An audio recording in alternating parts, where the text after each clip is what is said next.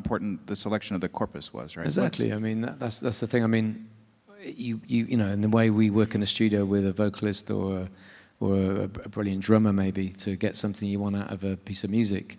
You work with a great AI artist like Mario Klingerman, then you know his work and you know what he's capable of, and then the idea is to then feed the ideas you have into his kind of system. Hence building the data sets. So the data sets are relative to the show. So there's a collaborative element there. Mario writes some great code, you provide the data sets, and then, from my point of view...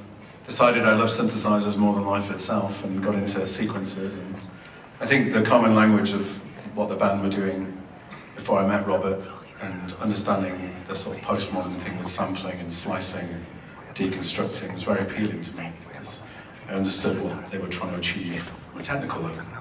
We didn't create a jam session with people, we just took some loops in, some tracks in, and we started sampling, and that was because of hip-hop. You know, hip-hop was the thing that drove us and gave us that impetus, because, you know, we'd all come from this, I won't go into the details of Bristol back in the 1980s and the 70s and post-punk era, but that was, we come out of this punk era as kids, and working with computers and machines are kind of fascinating to me, because the feedback loop between you and a sampler, or you and a record deck, if you're fucking around with decks, or with a broken synthesizer, anything that makes a mistake and you make a mistake with it, that kind of feedback loop gives you something new, and often that can, in a way for me, it can help me finish something, because I'm so, I guess it's not perfectionism, it's just dissatisfaction.